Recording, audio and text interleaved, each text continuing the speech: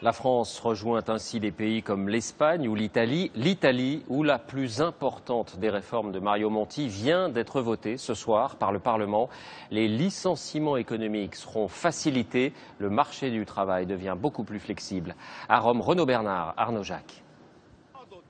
La Chambre des députés enterre un symbole italien, le contrat de travail à vie, le licenciement interdit. Quand la ministre du Travail avait ouvert le chantier cet hiver, elle avait pleuré de s'attaquer à un tel tabou. 7 mois plus tard, le projet bouclé, son ton a changé.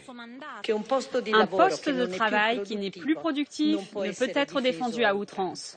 Avec un marché du travail plus flexible, le gouvernement envoie un message aux investisseurs pour ne plus revivre ce qui s'est passé ici. Il y a 20 ans, c'était la Silicon Valley, électronique, téléphonie, informatique. Mais petit à petit, les 2/3 des entreprises ont fui une Italie trop rigide.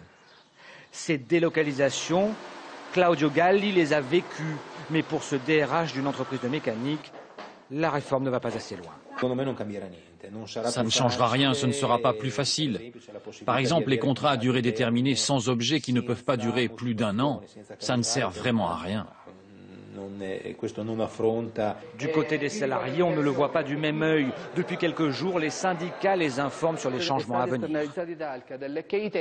Les temps ont changé, ils ont empiré. Contre les licenciements plus faciles, il y aura de meilleures indemnités chômage, expliquent les délégués.